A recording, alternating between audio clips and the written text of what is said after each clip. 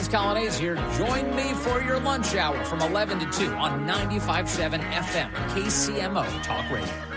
Well, great job by the KCPD detectives yesterday. You heard Stacey Graves, the police chief, break the news on the show yesterday morning that they had a person in custody following the tragic, deadly nightclub shooting from 2 days ago. Dante M. Brooks taken into custody yesterday. And now the Jackson County Prosecutor, Melesa Johnson's here on KCMO Talk Radio. Melesa, thanks for joining us on KCMO. So from your side of this investigation, what have the last 36 to 48 hours been like for you? It's been involved in a lot of collaboration. You know, I also want to echo your sentiments in thanking KCPD for the swift, innovative, creative, and intuitive work that led us being able to identify the suspect in very short order. And then that's when my team jumped in. You know, we all have a role to play in this thing we call the criminal justice system. Law enforcement did their job, and then my office stepped in and did ours, and we were able to levy a gamut of charges against an individual for these alleged reckless and dangerous acts. So as the last 48 hours have unfolded and you've gone through this process, you know, one thing that you have wanted to do during your first year in office is really make sure that, you know, you're getting these cases quickly, swiftly, and you're charging as quickly as you can. It seems like this one has gone very smooth and very swiftly for you. I know you credit KCPD for that, but on your end, what has to happen to bring these charges as quickly as you can to make sure that this person is not lingering around Kansas City? I mean, one key word is evidence, right? Like, we have to have the evidence to prove every single element of an offense beyond a reasonable doubt. And in this scenario, the community really stepped up. The crime lab expedited the DNA analysis.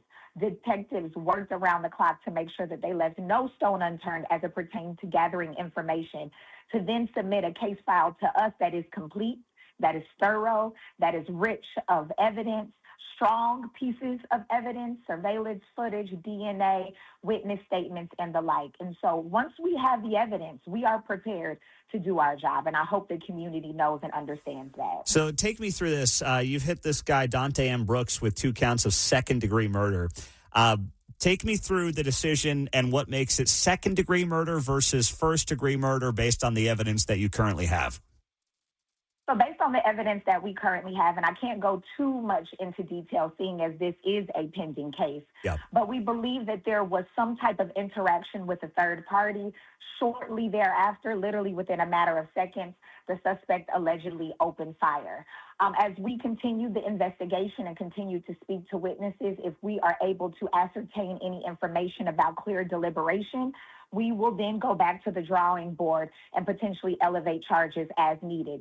I do also want to note that he has been charged with assault in the first degree for the 2 other individuals that were struck and thankfully did not pass, as well as a couple of counts of armed criminal action due to his use of a firearm through the commission of the crime. And so the investigation is ongoing. Listen, I implore anybody out there, because there's been a lot of social media kind of gossip and fodder around this case as well. Social media gossip is not evidence. We need witness statements, cooperation with law enforcement. If we are really tired of this type of behavior in our community, let's show everybody that by cooperating with the criminal justice process and the investigation process. Do you know if this person knew the 2 victims? We have no information to believe that there was any connection between him and the 2 victims that unfortunately lost their lives. Okay, so was this then a beef between Brooks and somebody else, and these 2 women were just in the wrong place at the wrong time? Without divulging too many details, yes, that is what we believe is the case at this moment. Gotcha. Okay, now this guy also, he had a criminal history on the Kansas side of the state line, and that's come up here as well over the last, 12 to 18 hours or so. As far as you can tell, with the fact that this guy did serve time on the Kansas side of the state line, he was under surveillance as well. Was everything being handled on the up and up on the Kansas side, or is this somebody that you think in hindsight should not have had the freedoms that he was living under the last couple of years? You know, I definitely have to give my colleagues across the state line the professional courtesy of not being too critical of their work, especially with not out having all of the facts and how those various cases were handled but we do know that he was on active parole stemming from a federal case from the U.S. Attorney's Office in Kansas at the time this crime was committed. Okay. All right. Well, Melesa Johnson, Jackson County prosecutors here on KCMO Talk Radio. I do want to also ask you, it's gotten a lot of you talk about social media attention. The arson that took place at the warehouse in South Kansas City that was potentially going to be used as an ICE detention facility. It's not going to be anymore. But where is that case at since that fire took place last week? And so that case is being handled by our federal partners, federal investigative agencies, as well as the U.S. Attorney's Office. I have the utmost confidence and belief and knowledge that my office is capable of handling that case.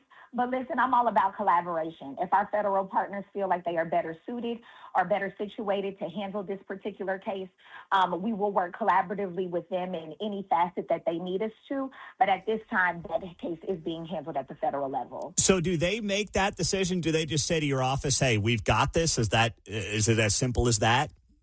It's not always that simple, but in this scenario, they expressed a genuine desire to handle it at their level. And given kind of the commentary around it being a potentially federal detention facility, we thought that that was best, and we wanted to oblige the request. Okay, got it. So they're going to handle it. Could you have said, no, we got this? I mean, would that have been unnecessary on your part, or can there be some of that, like, I think we'll handle it, no, we want to handle it? How does that work? We could have requested that it remain at the state level, but in this instance, we did not believe, or at least I did not believe, we had enough legs and stand on to make that request. Again, I am not here to hog cases. I am not here to try to commandeer different scenarios. I am here to collaborate and make sure that we secure the safety of our community. Okay, so anything on this case that comes out will come out from the U.S. Attorney's Office? Correct. I got this it. time. All right. Well, Prosecutor Johnson, thank you very much for your time. We appreciate you being here on KCMO. Always appreciative of you having me on. I look forward to the next time. All right. There you go. Melesa Johnson on KCMO 95.7 FM.